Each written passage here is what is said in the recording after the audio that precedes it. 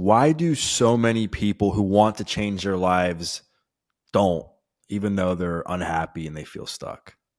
I think two main reasons, no particular order. One is they don't know how to change it, and two, they're scared of what's involved with changing it. And how can somebody like build the confidence when they know they need to change their life in order to take that next step forward? How do you address both of those issues? So the first is I don't know how to change it.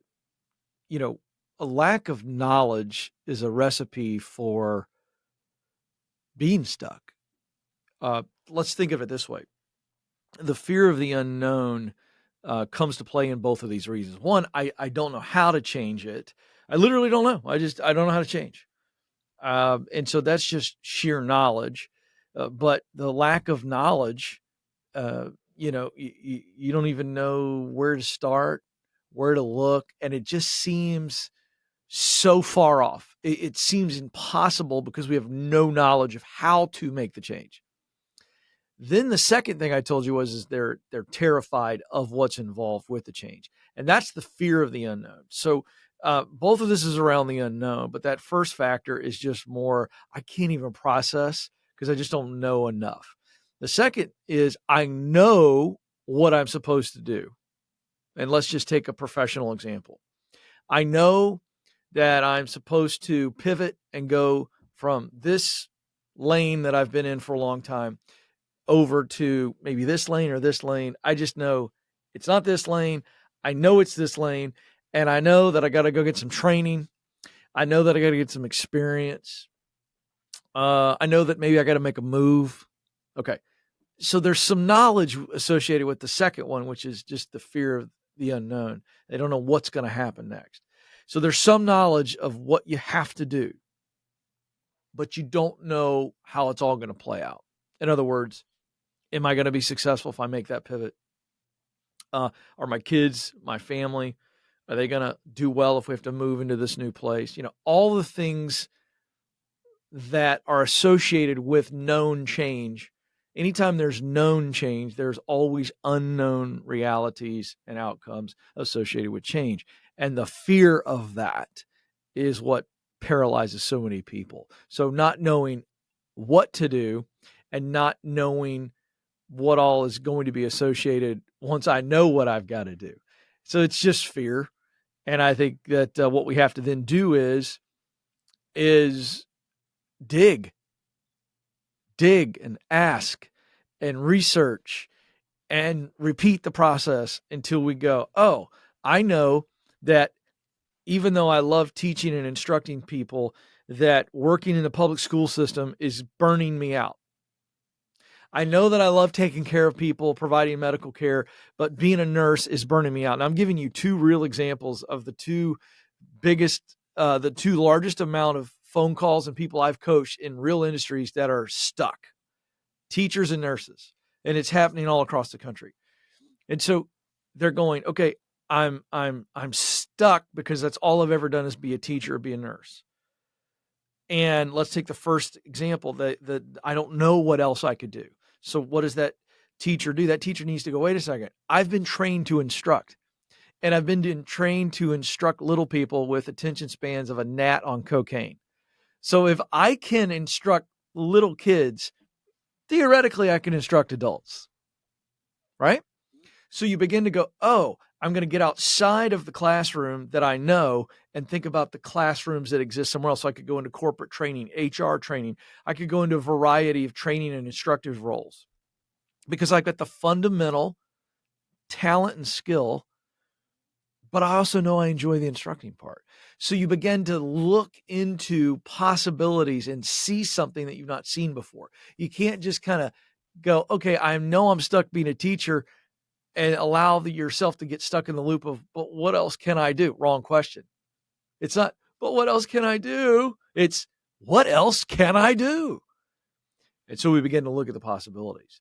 Now, the second thing is when we're faced with some certain change and we don't know what's going to happen, we begin to go, okay, let's play out the worst case scenario. If I go from being a nurse to being a manager of a retail store. I'm still taking care of people. I'm taking care of my team and my staff. I'm not a nurse in a bed, but I'm caretaking the team. I'm caring for customers. Whatever. I'm just making this up. And you go, okay, but I've never done that before. But they're going to train me. Number one, yes, yes, they're going to train me. Great. Am I going to take it serious? Yeah, I'm going to take it serious. Am I going to be a lazy schmuck? No, I'm not going to be a lazy schmuck. Am I going to be dishonest and unkind to everybody? No, no. So you start walking through all the things that you know to be true. And then you go, so what are the chances that I'm going to fail miserably? And we just take the fear of the unknown and we put it on the witness stand and we go, what do we know and what do we not know? And then we begin to just play it out. And when we do that, we will come to a very clear conclusion that this, in fact, is possible. And there's going to be some bumps and some unknowns, but largely the things that we're so scared of happening are there's a minimal to zero chance of the things that we're scared of happening actually happening. So that's what we do. We identify what the fear is, and then we go look for evidence. Is there evidence that this fear is real? And if there's not, then now we've rewired our brains and we can begin to focus on what we know. And that's what, by the way, moves us forward and gets us unstuck. It's interesting you bring up nurses and teachers as kind of being the most like unfulfilling jobs, people feeling stuck and they want to change that call into your show. Like, why do you think that is, given the fact that like many people think the opposite is true?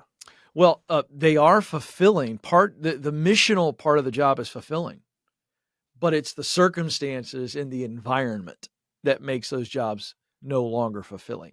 So in the teacher's case, they're spending the majority of their time doing stuff that's not related to teaching, right? Crazy amounts of grading papers, lesson planning. They are having to become counselors, mental health counselors for lack of resources. They are dealing with parent complaints that have gotten out of control and very unreasonable. I've talked to teachers. They're spending all the majority of their time doing things that are not related to doing the thing that they were paid to do and trained to do, and that is to instruct. They can't handle discipline problems. So they're just constantly overwhelmed. Same thing with nurses. Love when they're with the patient and the patient's families and caretaking. But again, the paperwork, the crazy hours, not being valued, they're understaffed, overwhelmed. So in both cases, these people are overwhelmed. And when you are overwhelmed, you begin to take on the emotion of feeling helpless. And boy, oh boy, it doesn't take very long to where you feel helpless to where you feel hopeless. And so it is the circumstances in their unique roles and the environment in which they are dealing with those circumstances. And that's what's causing a problem in those two particular areas. And you would see that across the board anytime you've got those common factors. I think when people are looking to make a change, they either like make something that's a bit too risky. They like, you know, put all their chips in the middle of the table. They quit their job and they follow their passion, or they're in the camp like we've been talking about, where they do absolutely nothing because they're just overwhelmed and paralyzed with fear. How can people like smartly like make a risk adjusted change so that they can progress forward, but not like just light their entire life on fire while doing so? Well, you've partially answered your own question. You do have to do a risk assessment, right? And so I've always termed it this way: let's take calculated risks, you know, not unmitigated risks. Like you gotta mitigate for what could go wrong. And so let's look at financial stability because that's the one that you highlighted in your question. All right, so I'm going to transition from job A or career A to B. And B has maybe some temporary pay cuts, not long term, but maybe an initial period where it's a bit of a dip, but it's going to get back up. Uh, or it's a commission scale where there's just going to be a pipeline building and it's going to have some uncertain paychecks. It's not coming in every 2 weeks. You start looking at that and you go, okay, so is that a crazy risk? Yes. If you are mired in debt and you're living paycheck to paycheck right now, and 1 month or 2 months of interrupted income or lower income becomes a crisis, well, then that's that's an unmitigated, silly, ridiculous risk. So you go, okay, I want to make that change. But in order to make that change, I'm going to have to be able to absorb this financial reality. So you can't make that change until you get the debt out of your life. you know, that simple. And create margin for yourself by removing debt and increasing savings, reducing expenses. Those will be the three things that you go, okay, there are three things that I can do. I can get rid of debt. I can also cut other expenses, and I can save money and change my lifestyle is really the umbrella of those three things. And if I do that and I adjust my lifestyle to be able to make this other professional change, now all of a sudden, the only risk at play is, sure, I changed industries and there's always a possibility that it doesn't work out. I think it's a small possibility, but again, that's part of any kind of change. And hopefully you've done your homework to go, I know I'm going to enjoy this kind of work because I know I've taken Ken Coleman's Get Clear Career Assessment. I know that it allows me to spend 75% of my day using what I do best, to do something I enjoy, to produce a result that I care deeply about. Ding, ding, ding. So, if we've done that, then we know that that possibility of just getting in and you're hating it. But again, you could hate it because of the environment. So you better choose the environment well. Do your homework on the company. Do they treat people well? Again, these are things that we can mitigate and then go into it, and it's a very low risk.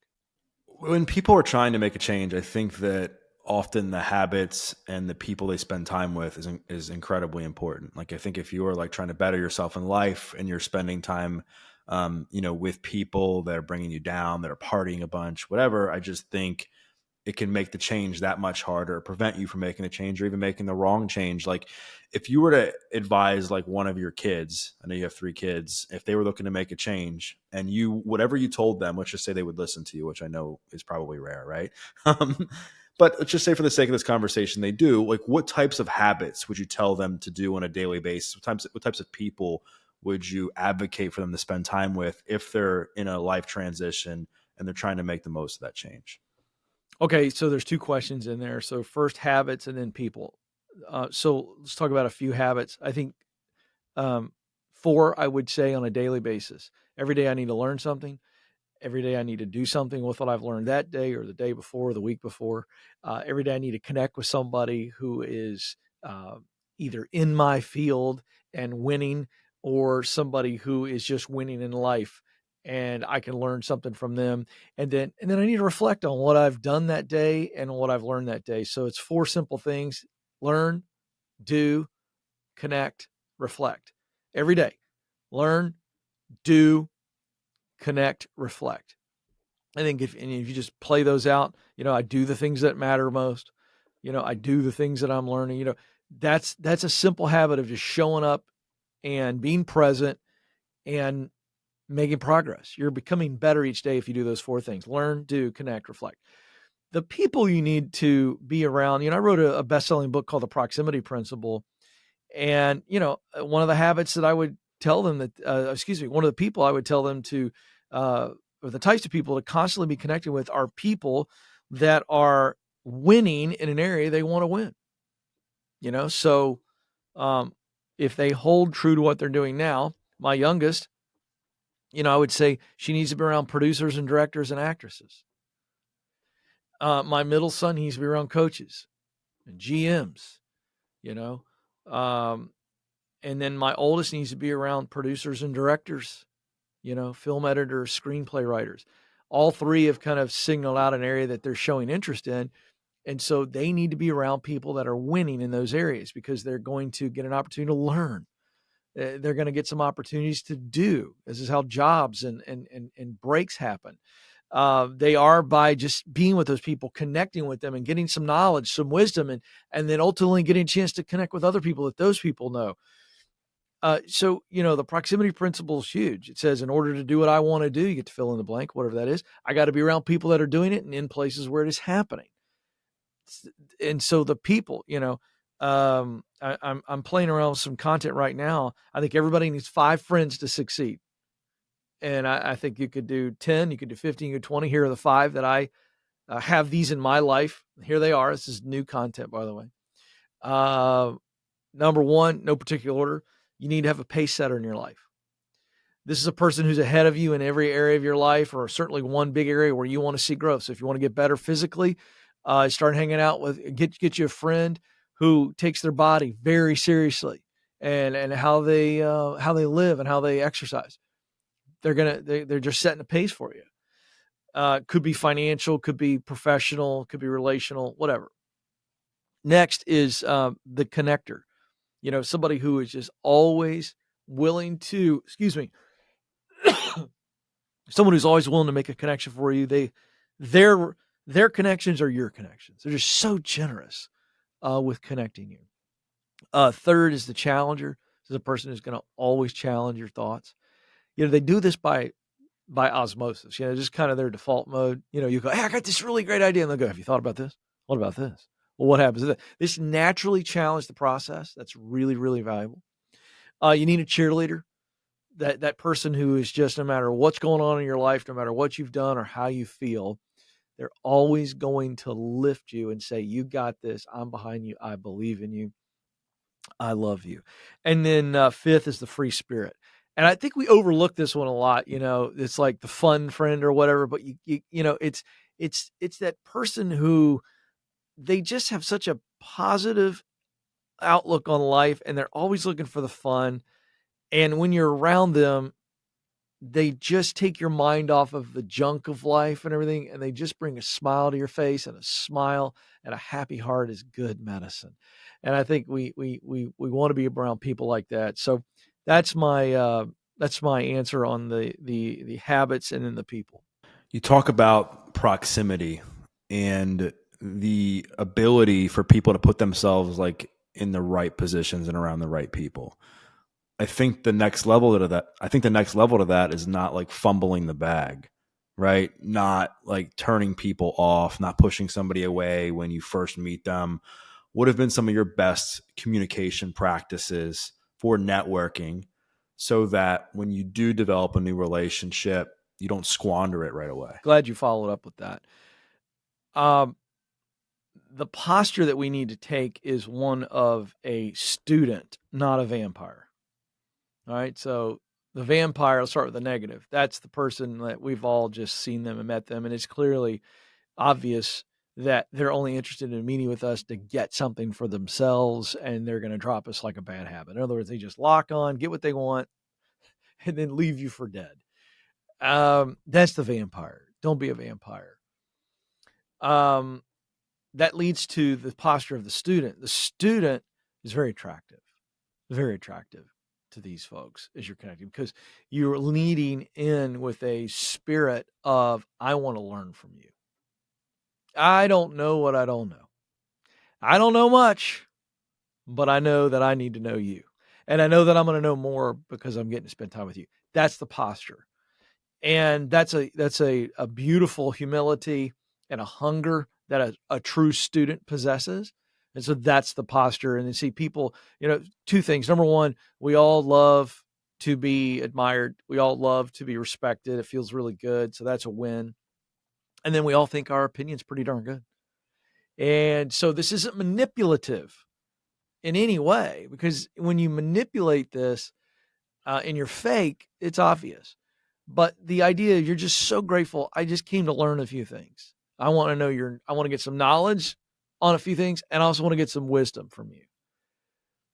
And would you be willing to recommend some people that you think I need to connect with further?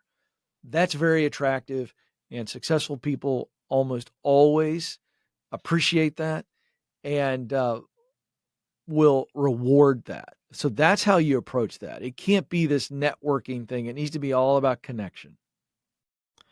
Do you think there's a limit to who somebody could reach out to? Like, I imagine you get a lot of messages, Dave gets a lot of messages, Deloney gets a lot of messages.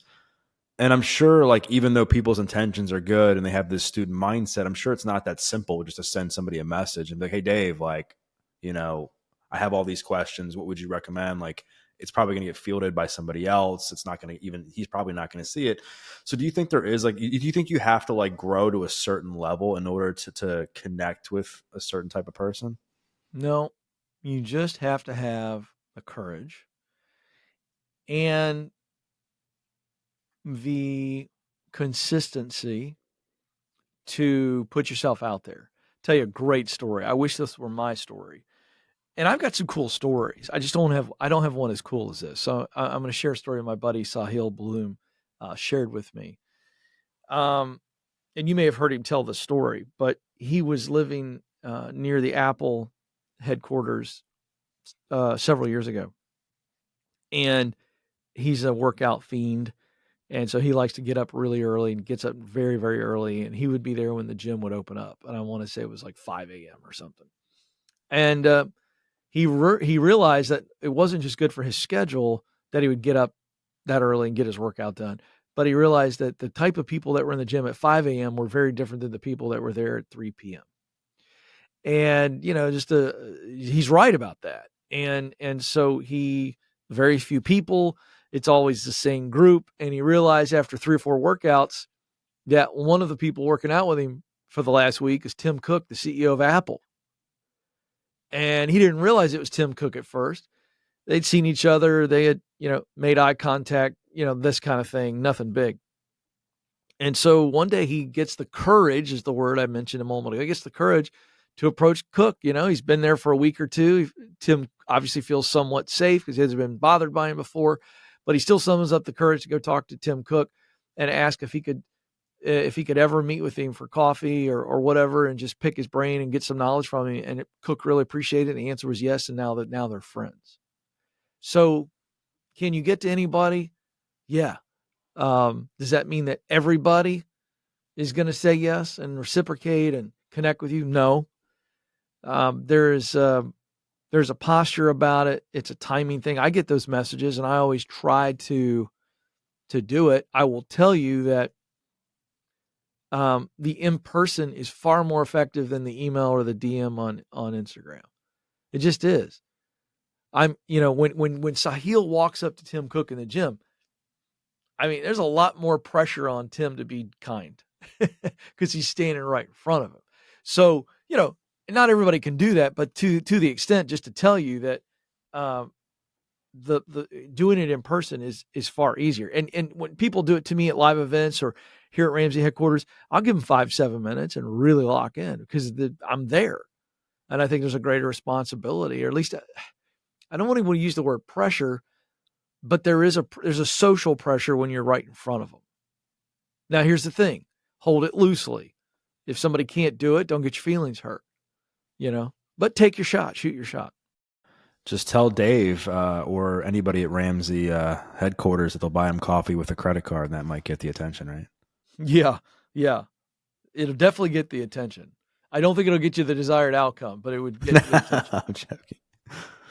I'm joking. While I have you, and I think one of the things now you're seeing is a lot of people when they get out of college, they're not using their degree. I don't know the exact stat, but I think it's like over half of people are not using their college degree. And I think people in their 20s, they end up getting kind of lost when they have gone to school for this degree and they're not able to, get a job or be fulfilled in a job. Like, what do you think is some of the biggest like overlooked mistakes that people in their 20s make that end up costing them, when they're 30, 40, 50 years old? Picking a path that they really never wanted. And the key word there is wanted. You chose it because someone else recommended it. Your dad or mom did it. You saw it in Kiplinger's as a good major that had good pay and good benefits, but you never really wanted it. It didn't light you up. It never lit you up. And you follow that path through college, the major, get a job, and you get out there. And for some people, it hits them sooner than others. But at some point, it hits you. This is not something I want to do with the rest of my life. How in the world did I get here? And the answer is you just kind of followed the stream that you allowed yourself to either be put in or that you stepped into and you wouldn't get out. I would call it's like a lazy river. We've all been in a lazy river before, right? And the lazy river, I think, is a good metaphor here. Like, we get into the lazy river. Somebody goes, "Come on, let's go. Come on." I don't want to go to the lazy river, to be completely honest with you. My kids say, "Dad, let's go to the lazy river." So what do? I get in the lazy river. So I get in the lazy river and we're floating along.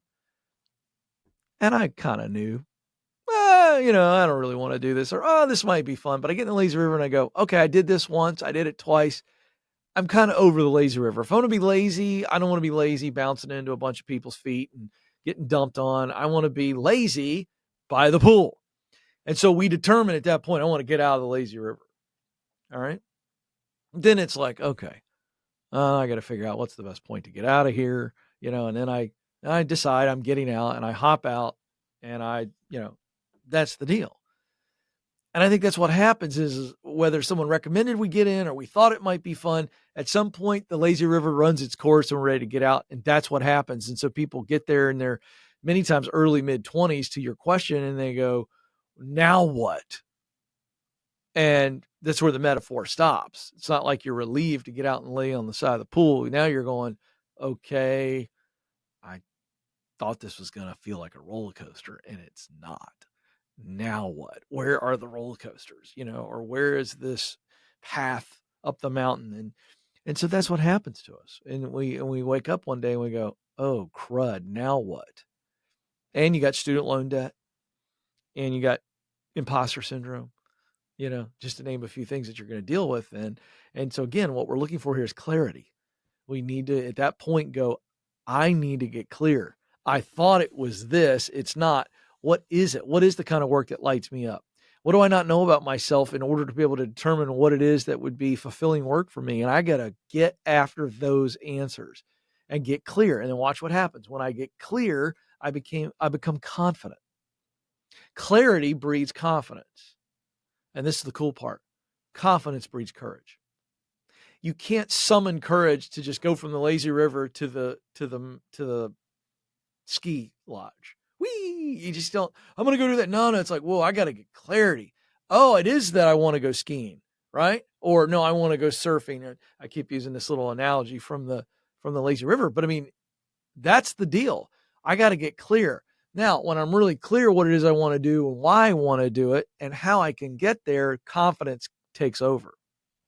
And as I step out and start stepping up and moving forward, when doubt and fear and everything else comes at me, I've got courage to stay with it because the courage is a byproduct of being really clear and very confident. I know your world got rocked with an identity crisis when you were younger. You wanted to go into politics, and then I guess your dreams slowly became shattered. Talk about that time in your life and what was going on, what you were feeling, and like the exact steps you kind of took to get yourself out of that dark place. Well, at 16, I thought I absolutely was headed towards politics. At 22, I was working for the governor of Virginia, so I had a lot of early success and was on my way on the fast track. And fast forward to my late 20s, as I'm now in the business world, building a resume with the belief that I'm going to run for office one day. So I'm trying to build this business and leadership portfolio so I could step back into the political arena with some Main Street experience and leadership abilities. And as I begin to survey the political scene, I begin to lose the fire in the belly and very distraught, disoriented with what I saw as total lack of leadership and just a function of going from being a teenager, young 20-something idealist to getting a little older and watching what's going on and going, this is not the environment that I thought it was going to be. And thus, I'm not sure I want to be in that environment. And if I was in that environment, would I be able to actually make the change that I wanted to make? These were all things that led to that identity crisis. And so when I began to realize that the political future was not certain, and it was definitely not now or in the near future, that's when I really retreated into self-doubt, ton of fear. What is it? I've been on this one mindset in this direction, this mountaintop I've had so exalted and so clear for so long. It's just really well, I don't even know what to look at next. I don't even know what the other mountains are. I just knew it was this one mountain. So that was really the disheartening part. Now, fast forwarding, this was 3 to 5 year journey of a lot of times just sitting tight and just going through the motions, running my small business, soulless work, because I was afraid to consider other options because of what I might find and what I might have to deal with in order to, move forward. So for me, it was the fear of the unknown and what I might find once I got some knowledge. And then finally got to a point where I realized that I needed to do the hard work and begin digging and looking into my past and beginning to find patterns of things that moved my heart, that excited me, things that I was always good at, and what is now my methodology to use what you do best, to do work you love, to produce results that matter. That's talent, passion, and mission. When all three of those are aligned, you are doing the work you're wired to do. And I didn't have that, but I did my version of it and realized that communication, public communication, having a voice was something that aligned with all three of those things.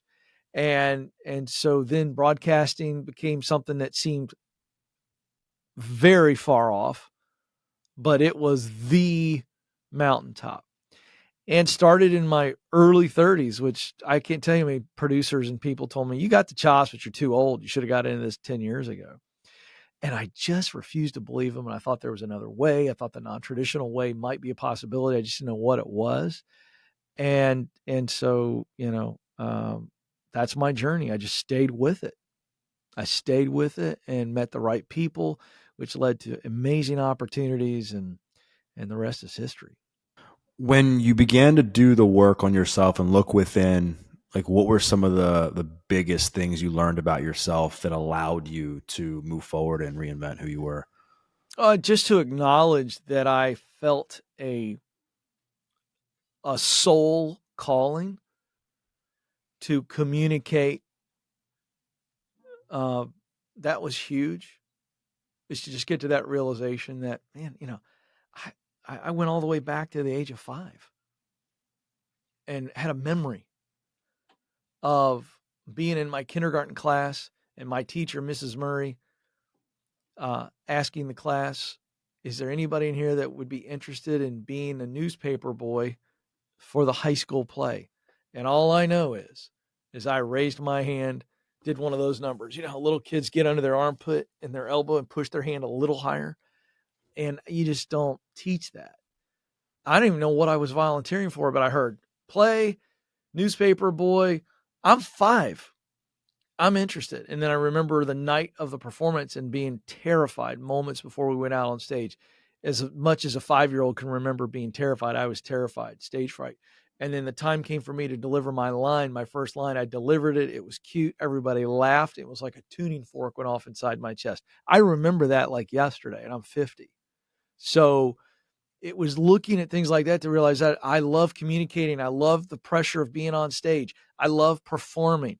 And so you just go back to some of those just bedrock, fundamental realities about yourself, and those validate, those dreams and those desires. So I just did that exercise over and over again and saw it in multiple areas. I knew that I grew up in a pastor's home, and I watched my mom and dad serve in small churches their whole life and just love on people and meet people where they are. And I had missionaries come into my church and do their presentations on how they were loving on people around the globe. And so I knew I love people and I love encouraging people. I grew up playing every sport that I could play. And my favorite people in my life were my coaches and then celebrity coaches of teams that I admired. And so I was always drawn to coaches and coaching. And then, I remember my jobs in college were coaching little kids in soccer and basketball. And I treated it like it was the Super Bowl or the World Cup or the NBA finals.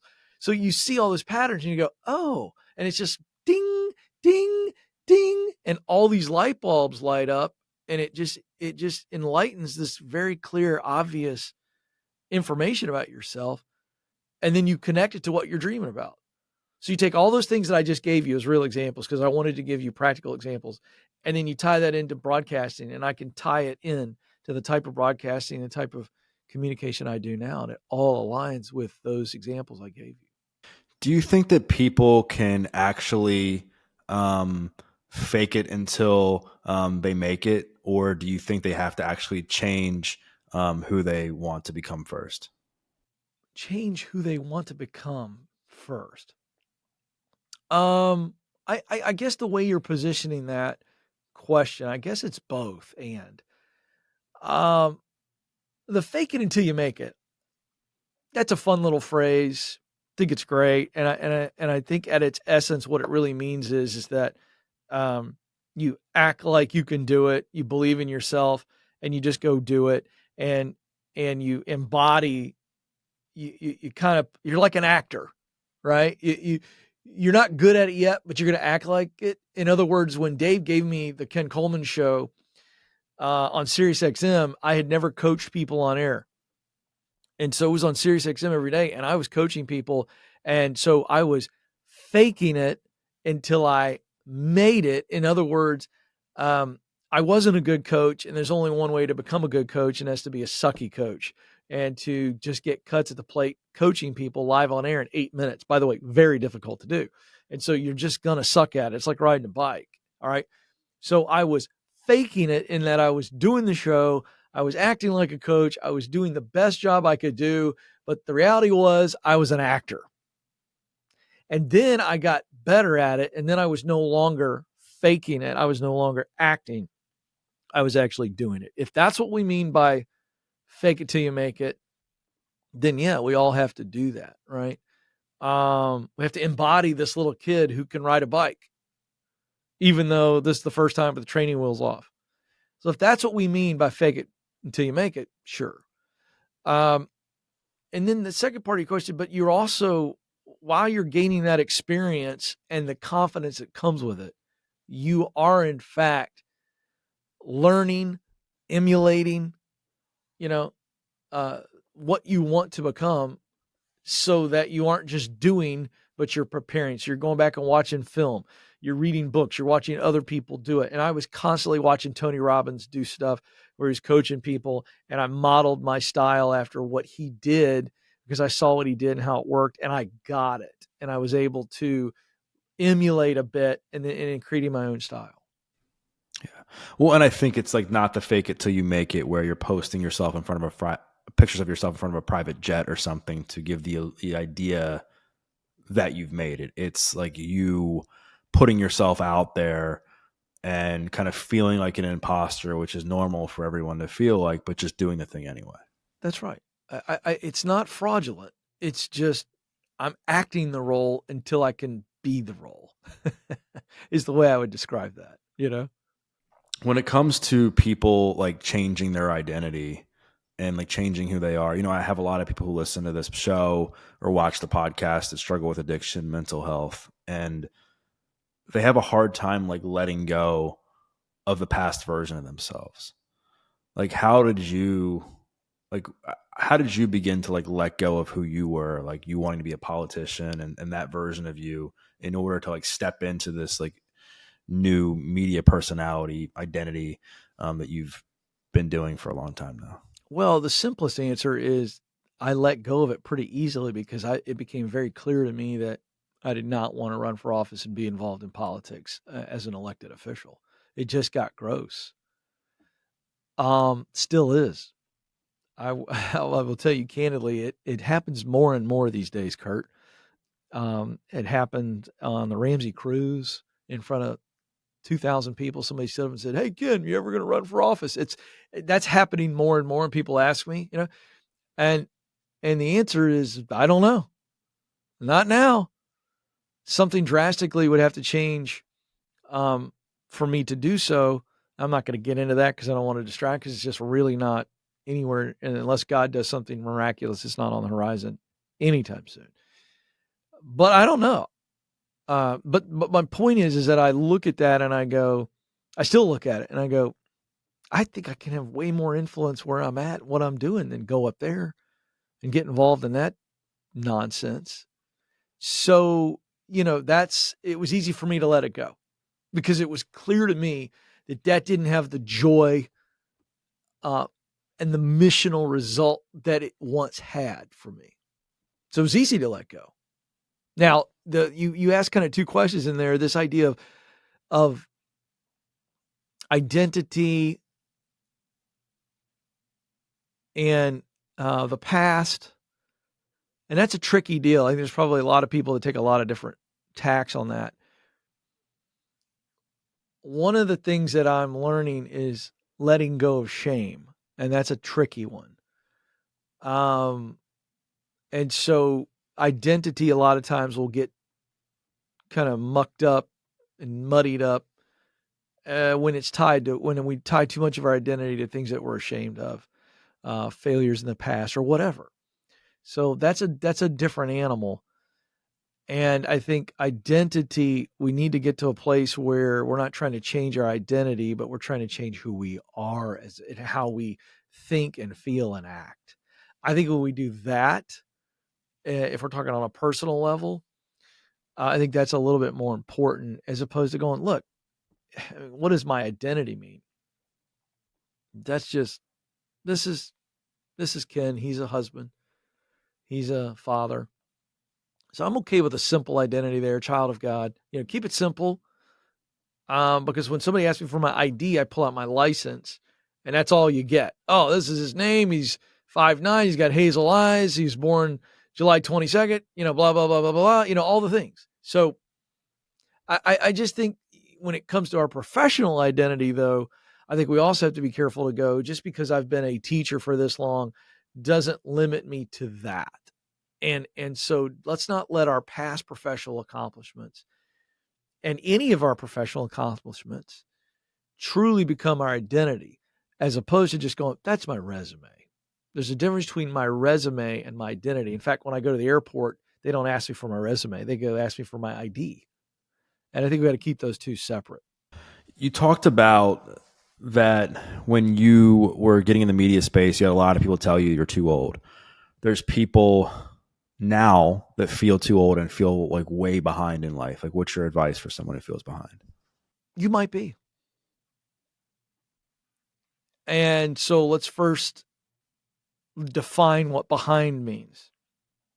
If behind is comparing myself to everybody else, let's not focus on that. If behind is, okay, as I wake up today, this is what I want my future to look like.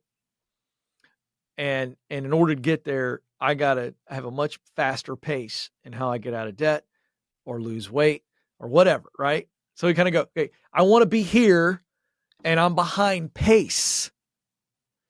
And so I like this approach better because then it's no longer, is it too late? Well, it has nothing to do with too late. If you're 60 years old and you wake up today and to answer your question, you're thinking about some desired future, physically, professionally, financially, relationally. Okay. And you go, and if you're looking at other people who are 60, who quite frankly are in a much better position in their life than you, that's not doing you any good. Because number one, you're not them. And number two, you didn't do the things that they did. So, by the way, you can't catch up to them because if they've been eating right and exercising for 30 years, I got news for you. You're not going to have the same physique as them because you're 60 or you're 50. So you've got to play catch up. So we're not comparing ourselves to anybody else that's better than us or winning in an area we're not winning. What we are saying is let's talk about me and where I sit today and where do I want to be in those areas that I just listed? And what's the desired future? What's the vision you'd like to have? Okay. Now, inevitably, if I say I'm here and I want to go there, then I am behind and I have to quicken my pace. How do I do that? Get out of debt, lose weight, whatever. I got to change some things in my life, but I'm not behind anybody else. And it's not too late to make those changes because this is about us.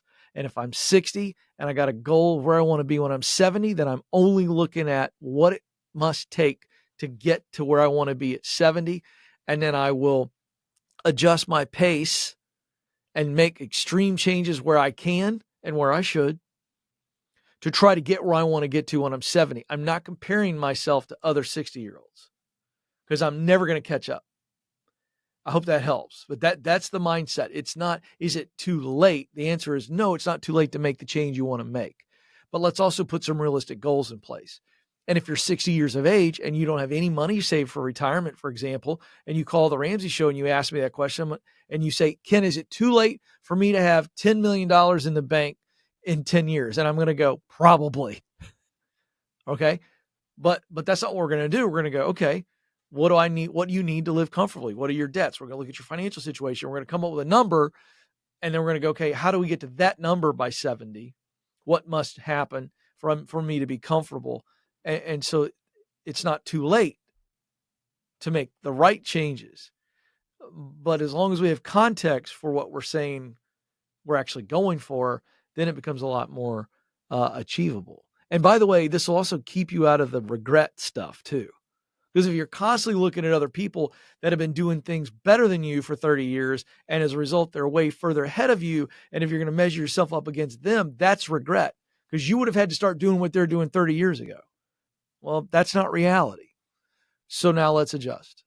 Ken Coleman, I couldn't think of a better place to end our convo. That was a great mindset shift you just shared. So thank you so much for sharing that and all of your wisdom in this episode. Thank you. Appreciate you. You got it, man.